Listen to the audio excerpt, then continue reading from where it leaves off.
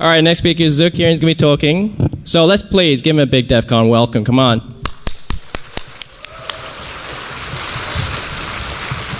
Thank you. Hello and welcome to my talk on ARM exploitation techniques. Thank you, crowd. I love you. Hello and welcome to my talk on ARM exploitation technique. Thank you again. Can you hear me? You in the back? All right, we got it. Hello and welcome to my talk on ARM exploitation technique. I actually said it 3 times now.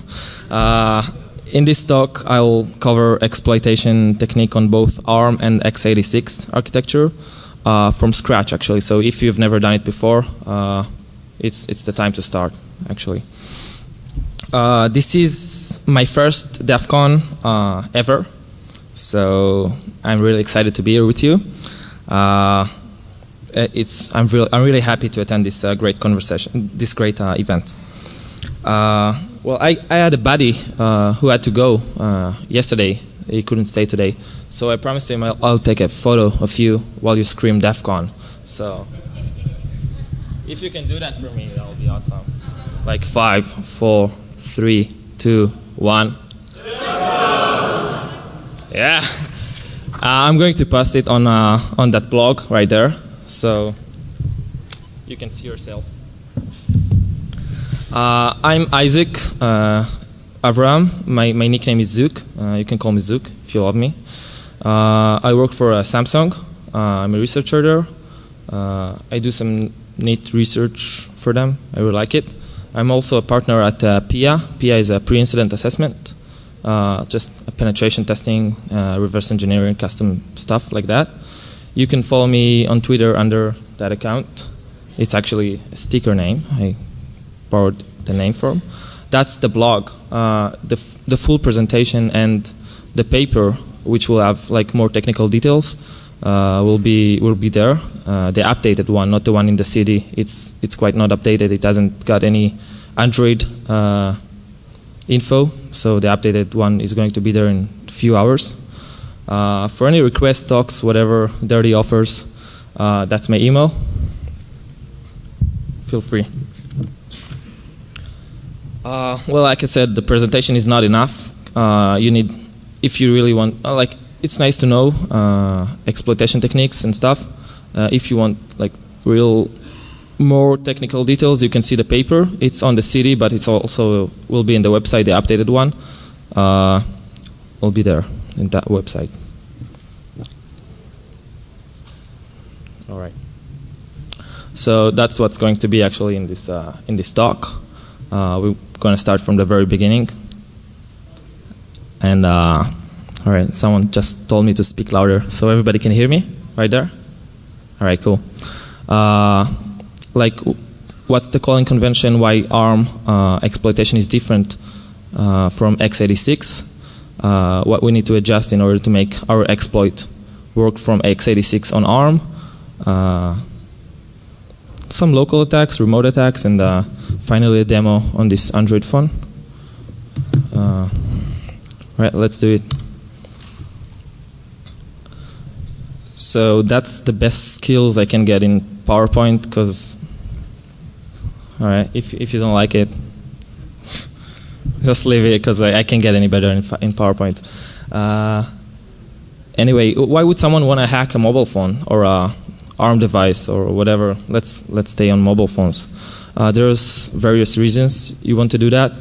One of them is it's just like a regular computer these days. You can use it for botnets. You can make calls, send SMSs. That's someone who wants to attack from remote. You can just charge him. You can do whatever you want. It's a computer that can make calls. So that's it.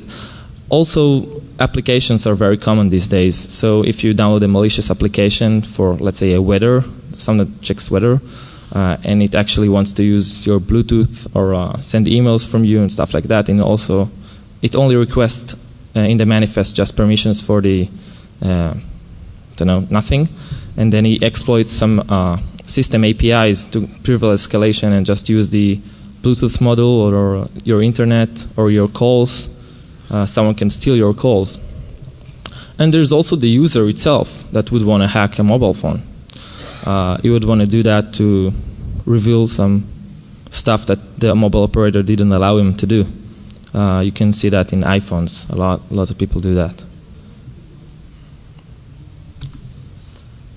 All right, so after the very beginning, we'll cover the status of buffer overflows on x86.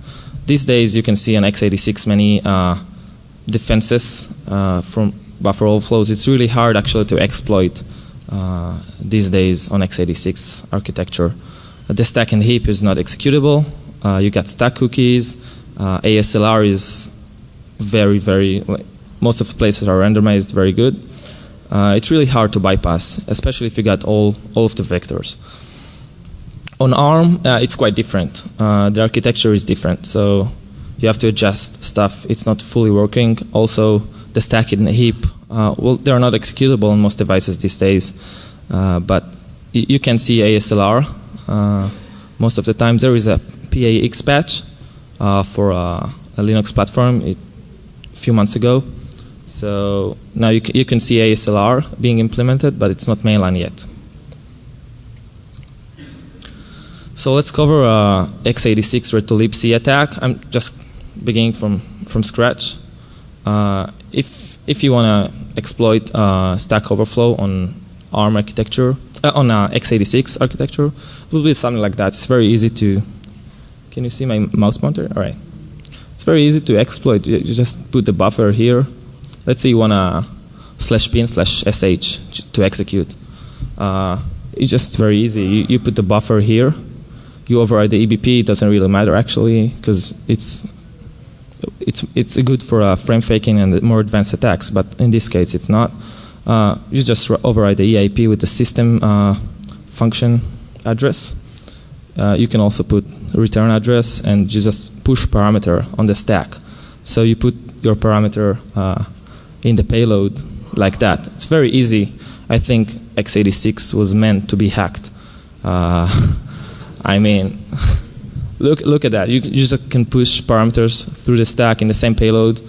I think someone up there wanted us to hack the x86 to make it easier somehow. All right, so for the demo, like I said, we would want to use the system functions. Just we'll execute our command, and we want to execute /bin/sh. All right, it will not work on ARM like that. It wasn't meant to be hacker friendly like x86. I think that's my opinion. So yeah, just don't.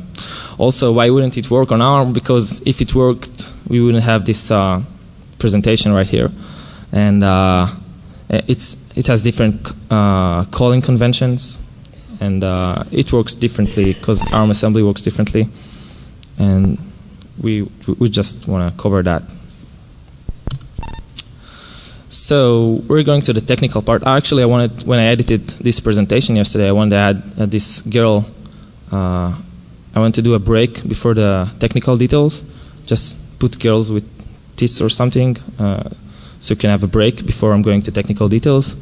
But I decided to remove it because there are some girls in the crowd, so I'll get killed or something. All right, so this is the basics of ARM assembly. That's what actually you need to know for this presentation. You can also always become better, that one. The ARM assembly is unlike x86 assembly. In x86, if you want to push parameter, you can do it through the stack. In ARM, you just need to put it in the registers. So let's say if I wanted to put /bin/sh to push it somehow, I would need to put it on R0, and I can do it through the payload like that. So that's less hacker friendly. Also, there is the registers can be edited. Like PC is similar to EIP. It's the instruction pointer, and you can edit it as is, not like x86. You can actually move address to PC, and will be the next instruction. What you also need to know is, well, R0 to R3 are the most important registers. The rest, R13 is the stack pointer, and LR link register is R14. R15 is, like I said, the EIP of ARM. It's PC. So let's start it exploiting. All right. So read to libc overrides the return address and pass parameters to a vulnerable function. But we can't pass parameters on the vulnerable function because we need to store it on the R0 register, for instance, in this one. So we're quite screwed. And we can only override existing variables from local function. So it usually depends on which function has the vulnerability in it. All right, and we can also override the PC, the program counter. So that's what we'll use in order to get full control of the application. So there's no really read to libc attack on ARM. We'll have to make some adjustments. So, all right. Why is it actually possible? So when entering a vulnerable function, the pushed parameter, it's not all cases, but it's most of them. The R14 is being popped into the PC at the end of the function. So if you can overwrite the R14 at the end of the function, it will be being popped to the PC, the R15. So you get control of the code. If we can control it, we can own it, actually. So let's do like a POC in a program that is very hacker friendly. All right, it gets the PC. Right. It gets the buffer here, and the stack pointer is pointing to the beginning of our buffer. It's very convenient. R0 is pointing to the beginning of the buffer, also very convenient. So let's just put a command here, and after we overwrite the PC, we'll put there the system address of the function. So we'll see PS is being. I'm actually on my screen. All right, it's mirrored. You can see PS function is being executed, but that's a lie, because that's very convenient hacking-friendly program that I made specially for that. So that's not a real-life scenario. Anyway, that's the POC that it can work. Okay, let's face it, it's not a real-life scenario. In order to have that scenario, we need a function that returns void, that after the overflow nothing happens, so R0 will not be deleted. And it should be small. There's another problem with that. The buffer should be small, like 16 bytes, in order to have a free space of the system function not using the same stack pointer space, so it will not override each other. So there is actually almost no chance in the world for that to happen, and if it happened to you, you're very lucky. It's like winning the jackpot in Wheel of Fortune outside. So yeah, you don't want that scenario.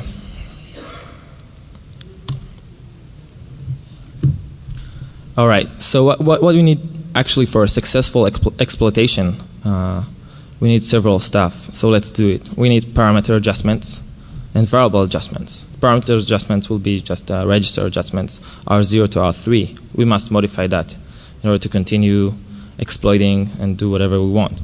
We also would like to get back the control to PC. So after we execute some command, we want still control the flow of the buffer. And we also might want to do a stack lifting, because like I said, you don't have to count on that the buffer to be 16 bytes, or if it's a longer buffer, you're screwed. You don't want to do that. In the 16 bytes, you just get 4 bytes of buffer that you can execute, and that's not enough unless it's a local attack.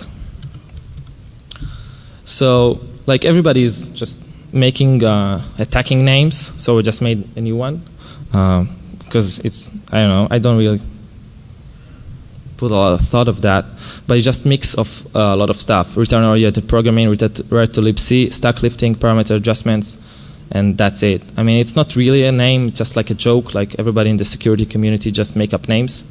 So Z is for Zook, but don't tell anyone, right?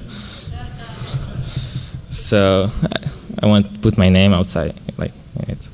So how can we control the R0, R1? You're probably fascinated about that. So amazingly fascinating. R0, yeah. All right, so we'll need to actually jump into a pop instruction. We'll do return-oriented programming. There have been several return-oriented programming in Black Hat this year, and I think in DEF CON also. Very interesting. You can put that with this attack and do some more complex attacks. You can do actually whatever you want with that. So we'll need to jump into a pop instruction, which also pops the PC, or we can control it later. And we can control the R0 or maybe more, all right? So I just looked like a quick regular expression on libc. And you can see LDM is like pop in Intel. It's similar. I don't want to get into details what's different. But you can see it's popping R0 and R1. So if we jump right here, this address, we'll be able to pop R0 and R1. We'll put any values that we want in there. Also, you can see the stack pointer is lifting itself by 12 bytes. So there will be actually R0, R1, and extra 4 bytes. And then you can see pop PC. So we get 4 bytes of junk. So what we want to do after the buffer, we got AAAs, R4, R11, it depends how it's compiled. And then we'll be jumping, actually it's a mistake here, it's not 44, it's 48. So we'll be jumping here to the LDM instruction, and then we'll pop R0. We'll put it inside the /bin/sh address. R1 is not really matter for that one, but it's just 4 bytes. And then we got 4 bytes of junk. It doesn't really matter what you put there. And then we'll call system. So that's the original idea of how you can control the R0 and R1 instructions. But that's only good for local attackers. So we can do some more complex return-oriented programming payloads, but let's just keep it that way in the system function. It's very easy. So if we can control R0 to point to a relative path to be in the beginning of our buffer, we can actually put any command. Let's say we want to put netcat with reverse shell.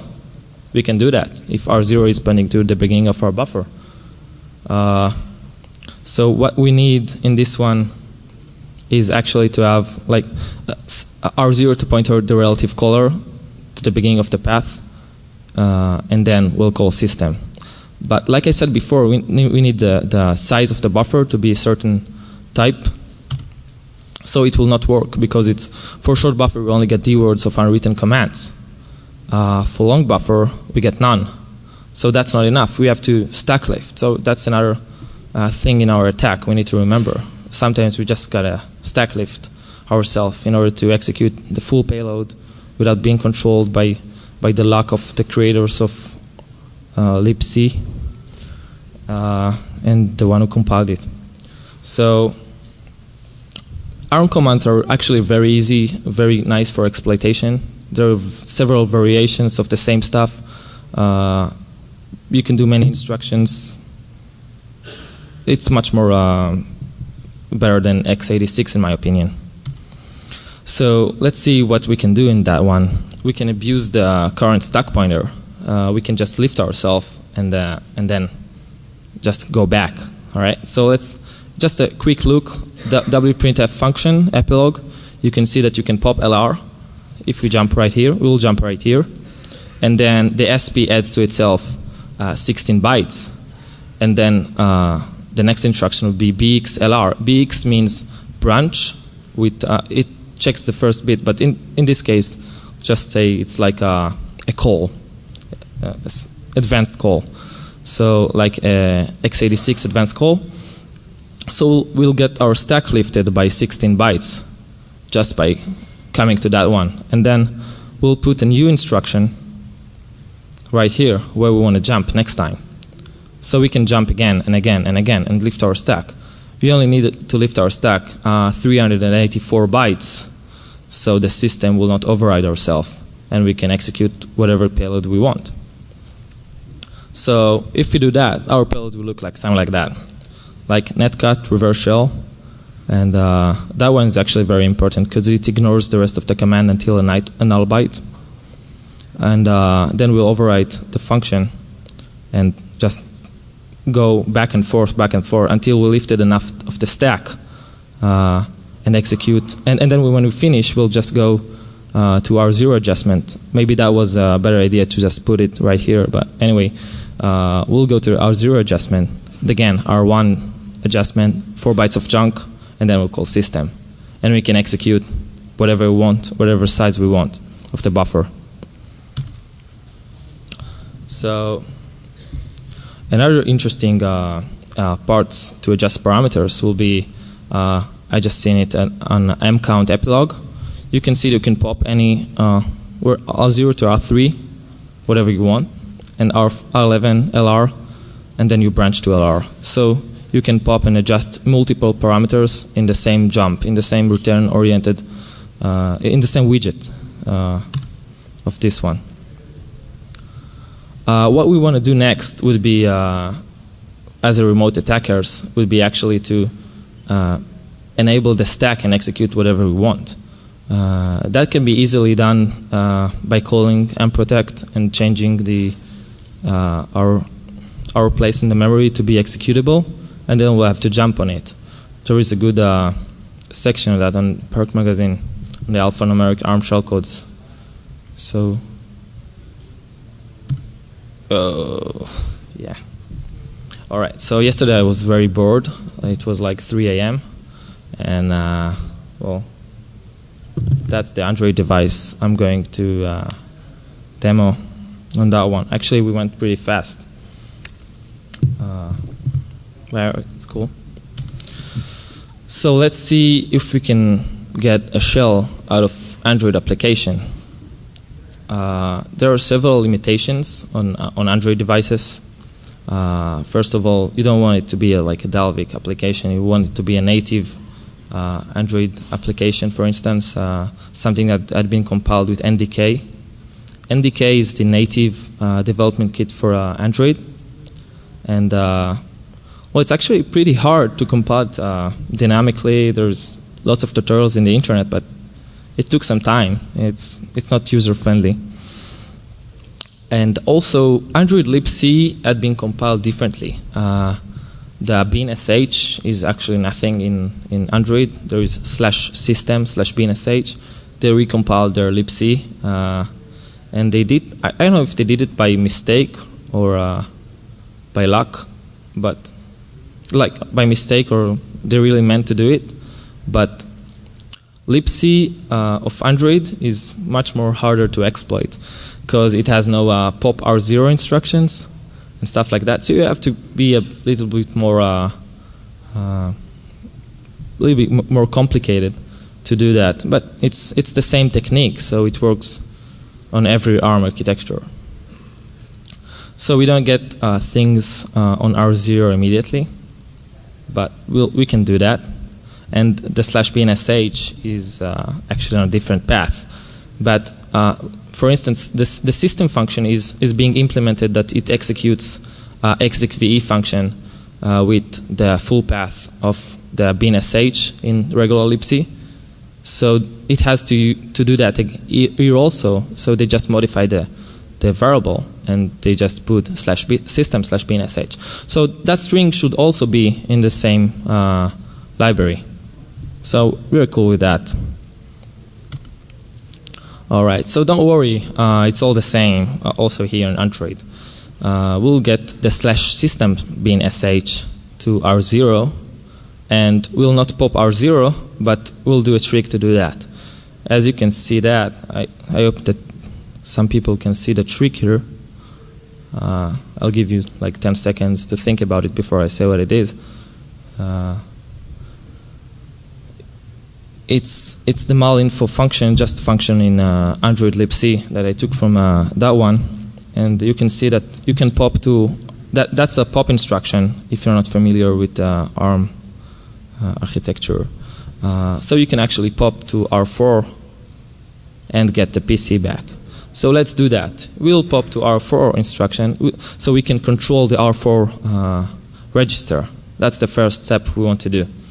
So after we control the R4 register and we control the PC, which means the next instruction, we might want to go here. So we just control the R4 instruction, and then we move the R4 to R0. And then we can put some more 4 bytes of junk on R4, and we can go to system. So our payload will look like that. If that thing is the LDMFD R4, we'll just put the /system/binsh address in R4, and then we'll jump, like you can see, it's 4 bytes offset between that one. So we'll just jump to the first instruction, and that will move the R4 to R0, and then we can put some more 4 bytes of junk that will be on the next R4, the second phase of this attack, and then we'll go to system. So, well, I did it too hairy. I was too hairy to do the conversation. So let's show the demo then. So what I did here was actually compiling, yeah, you can read it, a native application for Android, just to run C application on Android. What it do is just calling a vulnerable function. That's after the function, so you're not supposed to see that if the payload had succeeded or the program had crashed, because after the function we would get a segmentation fault. So we go to the Stack-O, which means Stack Overflow, and we got two buffers, a small buffer and a big buffer. What we'll do is actually read from that place /sdcard/buffer, and we'll just put the stuff in it on the small buffer via memcpy. I used memcpy because there was actually, I think there was a null in one of the parameters, so they were lucky on this version, but it was an honest mistake by them, I think. So I used memcpy to copy the buffer to the small buffer. Small buffer is 16 bytes, and the big buffer is, I don't know, 256. So what should happen if we succeed in this one is actually getting a shell. I put my shell code is on that place, and it has the same technique I described here. So what we're going to do is put AAAs, and then we're going to adjust the R4. We're going to jump again. We're going to adjust the R4 to /system/binsh. We're going to jump again to the move instruction. So the R0 will contain our parameter, and then we'll jump back and do the system. All right, so let's do it.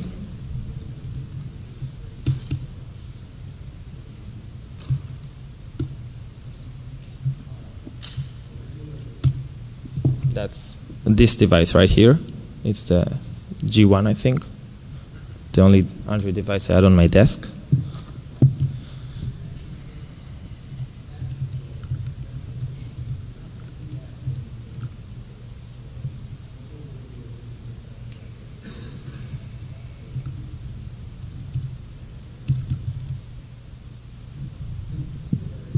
Let me find it. I was a bit drunk yesterday. No, not really.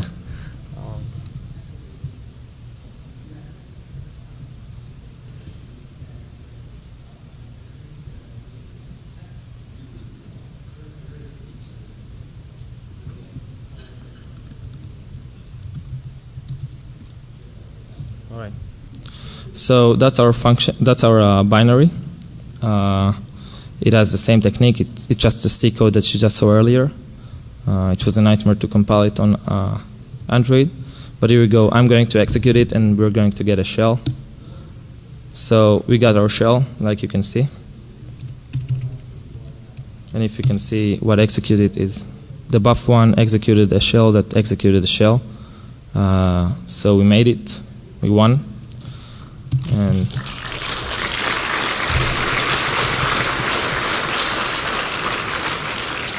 victory. All right, I feel like dumb. All right, thank you. And so we actually made it, and when we're going to exit the binary, we're supposed to see a segmentation fault, and it's not going to get into the printf that after the function, because the path has been, the path of the execution had been altered. So we're going to exit out of the shell, and if I'm not joking with you, and it's supposed to see a segmentation fault. So we just stop it, and now, all right.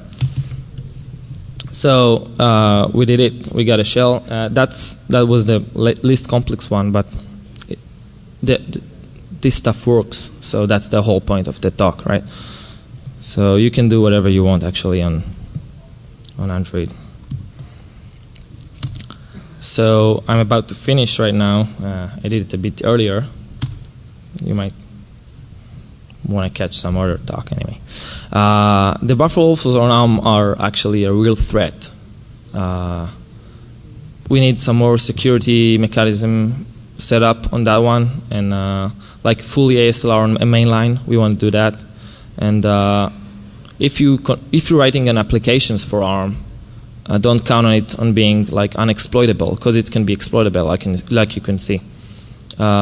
Sometimes it can be even easier, sometimes it's harder. It's not a hacker's heaven like x86, but it can be done. If you want to prevent it, we want not a single unrandomized static code, and stack cookies, and like the most vectors we can to prevent buffer overflows, the better. If anyone got questions, I'll be at Q&A 114. You can download the full talk and the paper, like I said. And if anyone wants a business card or something, I got like a full pack here. Anyway, special thanks to some guys, Ilan from Samsung Israel, and Moshe Verd and Matthew Carpenter from InGuardians. Helped me a lot. Some references, and that's it. Okay. Thank you.